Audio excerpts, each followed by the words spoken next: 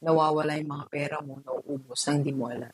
Yung bang ikaw mismo, nagugulat ka, saan napunta yung 5,000? Anong sabog-sabog? Yung random na gastos. Yung bahala na si Batman. Sige, kukunin ko yan, bahala na. Sige, bibilin ko yan.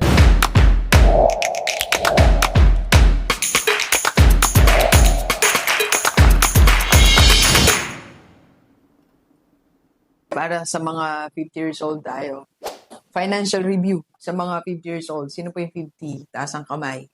Ito ano tayo, real talk, aminan, sa totoo lang.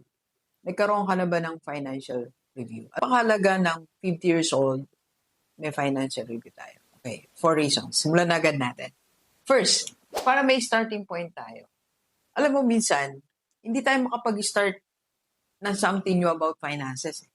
Kasi wala tayong review eh. Hindi mo naman alam kasi kung sapat na ba yung cash flow mo, yung income mo, meron ka pa bang unsettled things, nakapag-ready ka ba for retirement, ano ba talaga yung status mo, napapagod ka lang bang kakatrabaho, kakaraket, kakanegosyo, o kahit nasa abroad ka, may nangyari pa talaga, may naipundar ka ba, ano ba meron ka, mga asset ba yan o liability. So, para meron tayong starting point. Para alam mo anong direksyon ang patutunguhan.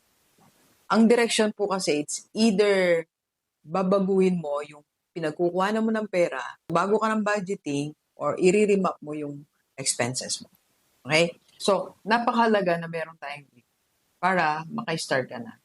Starting point. Ako po, medyo early lang akong nag-financial review. Nung ako po ay nasa, siguro mga 44, yan, nung nag-start na tayong vlog, nag-start na tayong mangaral tungkol sa pananalapi. That was 44 po ako. And nung na-experience ko mismo sa sarili ko na parang hindi ko pa mabili mga gusto ko. I'm working, mataas ang sweldo ko. And yet parang kulang pa din. Hindi ako wala akong ready money for retirement and even emergency fund. And long-term healthcare, wala ako niyan. So, napaaga lang po ako sa inyo ng 6 years. Kaya nakita ko yung starting point ko. Doon ako nag-decision na kailangan may additional source of income. Okay?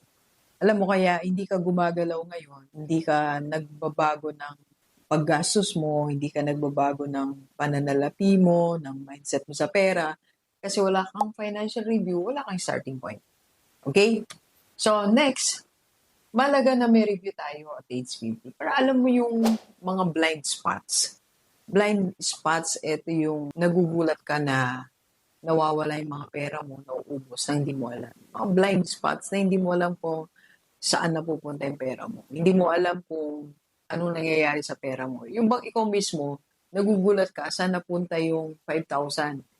Di ba, nagkaroon ako ng bonus. Like ngayon, last month, di ba, nagkaroon ng bonus. Nasaan yung bonus ko? Blind spot. Or maybe, meron kang mga source of income or meron kang malit na business pero hindi mo alam kung saan napupunta yung pera ng business mo, blind spot. O ikaw mismo, saan napupunta yung pera mo, blind spot yan. Even yung perang binibigay mo sa family mo, kailangan malinaw din yun eh. Saan ba pupunta yung pinapadala mo kung OFW ka? O nandito ka sa Pilipinas, nagbibigay ka ng 20,000, saan ba napupunta yan? So pag meron kang review, nakikita mo, na-identify mo blind spot. Ito pala, dito pala napupunta. Masyado palang malaki yung gastos ko sa home decoration. Yung sweldo pala, gumagastos ako 5,000, 10,000 para lang mapaganda yung bahay namin. Sumusobra naman pala tayong pagpapaganda ng bahay natin.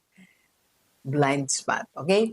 And third, of course, para maging organized din tayo. Kasi pag nag-review ka, doon mo makikita na minsan sabog-sabog pala yung pera mo. Anong sabog-sabog? Yung random na gastos. Yung bahala na si Batman. Sige, kukunin ko yan, bahala na. Sige, bibilin ko yan. Wala ka nang, hindi ka naglilista, hindi mo alam magkano yung natitira mo ba, baka mamaya kumuha ka ng isang liability. 40% na pala ng income mo yung napupunta doon. So, dapat nagre-review tayo para maging organized naman tayo. Diba? Maganda yung meron kang notebook, meron kang mga accounts, kung saan nalalagay yung pera mo, something like that. Okay? And of course, para makapag-set ka na rin ng financial goal, magkano ba talaga yung gusto mong income? Magkano ba talaga yung retirement money na gusto mo? Magkano ba talaga yung health fund na kailangan mo? Depende sa lagayan ng health mo. So, dapat ma-identify natin yan. Okay? So, dapat meron tayong goal. Mag-set ka ng financial goals. Kaya wala tayong goal, trabaho lang tayo ng trabaho kasi hindi tayo nagre-review. Okay? So, Doc, after that, anong gagawin natin? Tingnan natin ha. So, nag-set ka na ng financial goals. Ano naman ang next natin? Set the details. Yung iba naman, review na review, walang detalye kung ano yung gagawin. Kaya ending, baliwala lang din yung review. So, kung nag-financial review ka, kasunod niyan yung detalye. Alright? So, sabi natin kanina, mag-set tayo ng goal. Ang goal natin, pwedeng mag 6-figure income ka. Kasi ako, yan yung naging una kong pangarap. Sabi ko, dapat ang income ko 6 digit.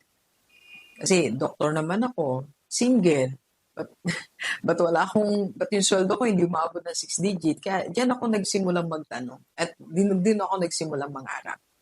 Or maybe gusto mo ng 1 million cash.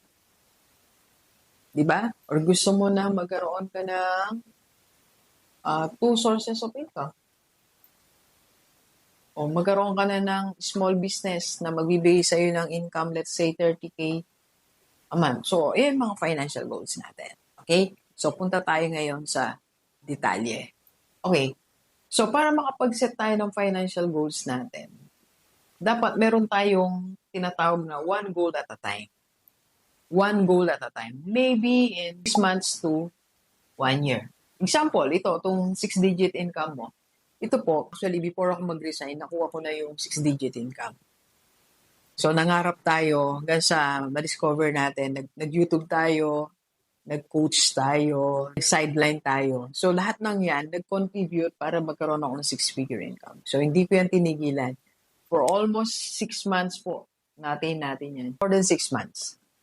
So, kasi ang ginawa ko that time, one goal at a time. Hindi muna ako nangarap ng kailangan nakakaipon ako, kailangan may lupa ako. Nung kasalukuyan ako sumusweldo sa YouTube, di ko naman pinangarap lahat ng yan.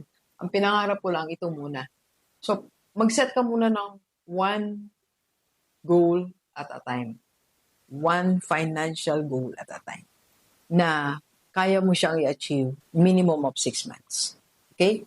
Next, ayan. So, pag nag-set ka ng one goal, you go all in. Example, ito rin ang goal mo. Ang goal mo talaga is 6-digit income. You go all in. Ako nag-all in talaga ako. Dahil 6-digit talaga yung gusto ko. Talagang pag after ko sa school as a principal, nag-vlog ako talaga. Naghanap ako ng mga i-vlog kong business para may content ako sa YouTube ko.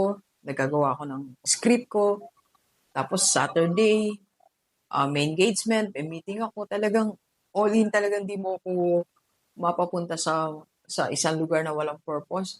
Talagang no ako ng no sa lahat ng mga ino-offer sa akin. No. Hanggang hindi ko to na-achieve. Okay? Then, pag na-achieve mo to, ka lang sa financial review. Doc, na-attain ko na yung goal. Yes, kasi kahit na-attain natin to, okay, na-attain mo tong isang mong goal. Ano na yung next goal mo? Baka na-attain mo nga to, marami pa rin namang nasayang na pera. Di ba? For example, gusto mo magkaroon ng sasakyan. Yes, masaya ka, nagkaroon ka ng sasakyan. Pero madami pa rin pala yung nasayang na opportunity, marami pa rin pala yung nasayang na pera. Okay? So, mag-financial review ka uli. Okay? So, pag nag-financial review ka uli, repeat mo lang. Okay? Set goal, one at a time, go all in, then financial review. So, ang financial review po pala, GDPers, it's a periodic activity, lalo na sa mga 50 years old. Alam mo, pag 50 years old ka, mas dalasan mo pa ang financial review. Mas madalas, mas malalim, mas direct, mas focus. Kasi medyo limited na yung time natin. Nagmamadali na tayo. Okay? So, Doc, hindi ko alam paano ako magsimula sa financial goals, sa financial review. We can help you po sa ating community. I'm here Rockstar para matulungan ka namin para magkaroon tayo ng financial review. PM na sa personal level ni Doc. Ang personal level ko. Let's go. Kape po tayo. Kape po.